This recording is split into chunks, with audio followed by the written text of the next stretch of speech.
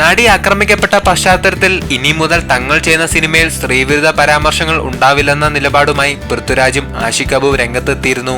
എന്നാൽ ഇതിനെ അപഹസിച്ച് സംവിധായകൻ രഞ്ജിത്ത് രംഗത്തെത്തിയത് വിവാദത്തിന് ഇടയാക്കി. രഞ്ജിത്തിന്റെ കളിയാക്കലിൽ മനം നൊന്ത് സനൽകുമാർ ശശിധരനും റീമ കല്ലിങ്കലിനെയും പോലുള്ള താരങ്ങൾ ഫേസ്ബുക്കിലെത്തി.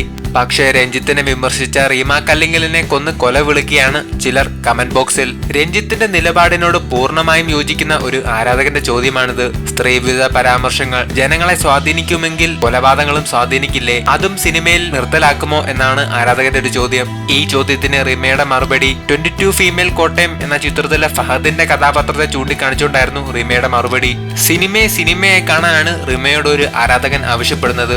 അങ്ങനെയെങ്കിൽ താങ്കൾ തന്നെ അഭിനയിച്ച നിദ്ര, 22FK, ഓഗസ്റ്റ് ക്ലബ് തുടങ്ങിയ ചിത്രങ്ങൾ എടുത്തു പരിശോധിക്കാനും പറയുന്നു. അതിന് 22FK പീഡനത്തെയും ഓഗസ്റ്റ് ക്ലബ് അവിഹിതത്തെയും ആഘോഷിക്കുന്നില്ല എന്നായിരുന്നു റിമയുടെ മറുപടി. ഒരു പുരുഷനെ നോക്കി പെൺകുട്ടി നല്ല ചന്തി എന്ന് പറഞ്ഞാൽ അത് തമാശ.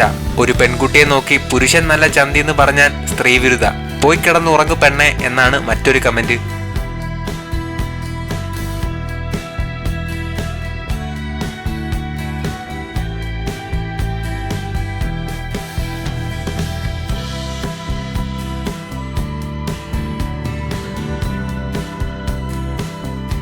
കൂടുതൽ സിനിമാ വാർത്തകൾക്കും വിശേഷങ്ങൾക്കുമായി ഈ ചാനൽ സബ്സ്ക്രൈബ് ചെയ്യൂ. എല്ലാവർക്കും നന്ദി.